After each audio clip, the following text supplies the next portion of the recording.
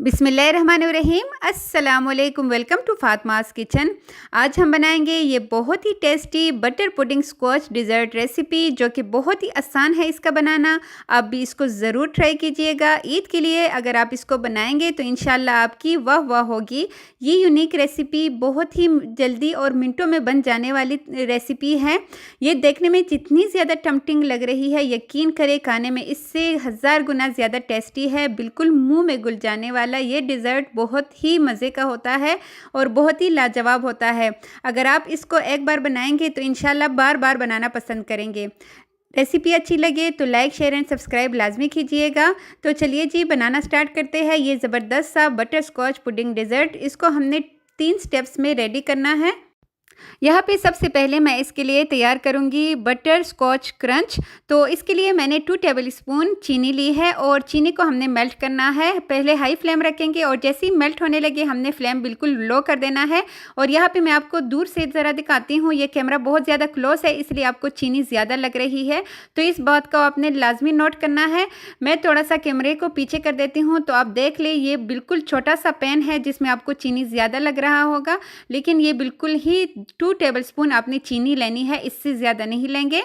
और इसको जैसे ही ये मेल्ट हो जाए, इसमें हम अपने मनपसंद के, आपके घर में जो भी ड्राई फ्रूट्स अवेलेबल हो, नट्स अवेलेबल हो आपके पास, आप वो इसमें ऐड कर सकते हैं। काजू हो, बादाम हो, पिस्ता हो, जो भी हो। मैं यहाँ पे मूंगफली और बादाम का इस्तेमाल कर रही हूँ। 1/3 कप मैंने दोनों चीज़ें ली है और वो इसमें डालेंगे और चूल्हा जो है वो बंद कर देंगे। गरम गरम ही हमने इसमें, इस चीनी में हमने ये जो क्रंच हमने रेडी करना है, दोनों ड्राई फ्रूट्स हमने इसमें अच्छे से मिक्स करने हैं। जल्दी जल्दी से इसको सेट करना है, इसलिए एक ताले के ऊपर मैंने पहले से घी लगा दिया था, उसको ग्रीस कर दिया था। उसके ऊपर सारा जो भी ये क्रंच है इसके ऊपर डाल देंगे और इसके बाद हम इसको साइड पर रख देंगे ताकि ये अच्छे से ठंडा हो सके और हम इसके क्रंच बना लें।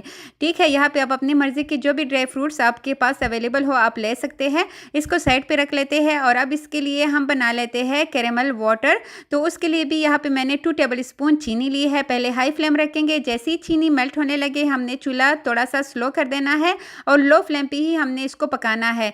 थोड़ा सा भी आप फ्लेम को हाई करेंगे तो इसका कलर जो है वो ख़राब हो जाएगा और ये जल जाएगी चीनी। और अब यहाँ पे मैंने 1/3 कप यहाँ पे मैं इसमें पानी शामिल कर रही हूँ और पानी शामिल करने के बाद इसमें एक बॉयल आ जाए तो फिर हमने चूल्हा बंद कर देना है।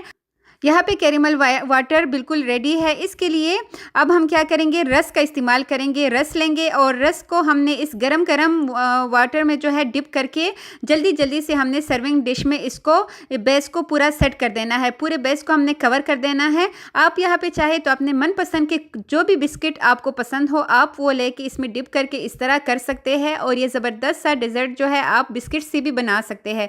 यहाँ पे देख लीजिए, हमने डिश को अच्छी तरह कवर कर देना है और नीचे आपने कोई भी जगह खाली नहीं छोड़नी।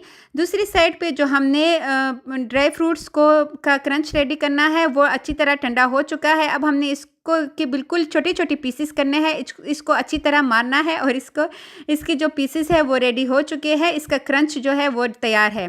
तो ये ज़बरदस्त सा, इसको भी साइड पे रख लेता है। अब एक स्टेप रह चुका है, तो अब ये हमने क्या करना है, 3 टेबलस्पून हमने यहाँ पे चीनी लेनी है। अब पहले हाई फ्लेम पे फिर लो फ्लेम पे इसको मेल्ट होने देते हैं। जैसे ही मेल्ट हो जाए हम इसमें 2 टीस्पून बटर शामिल करेंगे।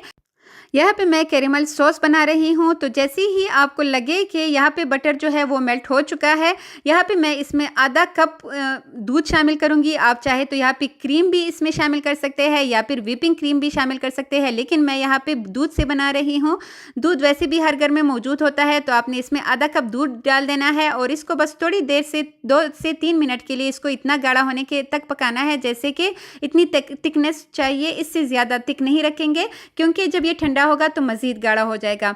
अब यहाँ पे मैंने 1 कप व्हिपिंग क्रीम ली है। व्हिपिंग क्रीम को पहले हमने लो स्पीड पे और फिर हाई स्पीड पे इसको अच्छी तरह बीट करना है। अगर इलेक्ट्रिक बीटर ना हो तो आप हैंड बीटर की मदद से इसको अच्छे से बीट कर ले। और जब ये इतना हो जाए कि आप इसको डिश को जब उल्टा करें तो वो नीचे गिरे नहीं, तो इसका मतलब है कि व्हिपिंग क्रीम हमारे अच्छे से रेडी हो चुकी है। अब यहाँ पे जो हमने रेडी कर दिया था कैरेमल सॉस, वो अच्छे से ठंडा हो चुका है। 2 टेबलस्पून हम इसमें शामिल करेंगे और बस जी अगेन हमने अब इसको थोड़ी देर के लिए और बीट करना है, सिर्फ और सिर्फ 2 मिनट के लिए। और हमारा ज़बरदस्त सा क्रीम जो है ये रेडी हो चुका है, बहुत ही मज़ेदार। तो अब आते हैं नेक्स्ट स्टेप की तरफ। चलिए जी, अब इसको असेंबल कर लेते हैं। रस अच्छे से सॉफ्ट हो चुकी है। अब जो हमने कैरेमल सॉस तैयार किया था वो इसके ऊपर अच्छे से हमने पोर करना है ताकि रस के अंदर इसका जायका जा सके। हमने इस कैरेमल सॉस से थोड़ा सा ही बचा के रखना है, बाकी हमने इस सारा जो है रस के ऊपर डाल देना है।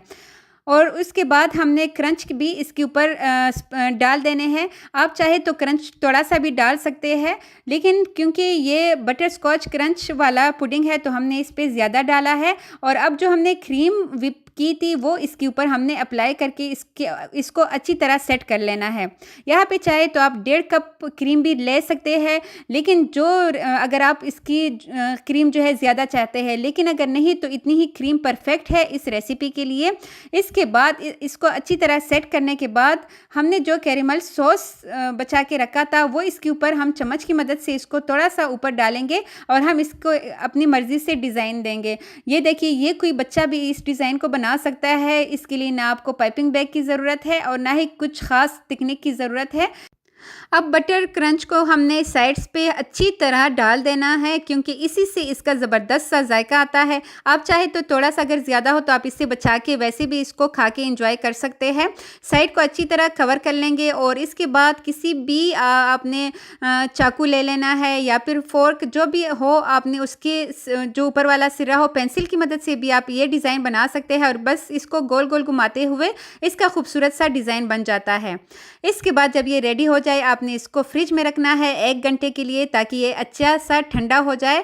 1 से 2 घंटे भी आप रख सकते हैं। जितना ज़्यादा टाइम देंगे ये इतना ही अच्छी तरह सेट होगा और बहुत ही ये मज़े का लगेगा। अगर आप ईद के लिए बना रहे हैं तो चांद रात को आप बना के रख दें और अगले दिन फिर आप इसको इंजॉय कर सकते हैं। यहाँ पे थोड़ी देर मैंने इसको फ्रिज में रखा था। अब मैं आपको चेक करके बता रही हूँ कि ये कितना मज़े का, कितना ये शानदार है और मुँह में घुल जाने वाला। ये मीठा आपको इंशाल्लाह बहुत पसंद आएगा। आप शीर खुरमा को भूल जाएंगे अगर इस ईद पे आप इस रेसिपी को एक बार ट्राई करेंगे। तो चलिए जी, ये एक बाइट आप लोगों के लिए बहुत ही मज़ेदार और बहुत ही शानदार तो झटपट बनने वाला ये मीठा मुझे यकीन है आपको बहुत पसंद आएगा और आप जल्दी से इसको बनाने पे मजबूर हो जाएंगे।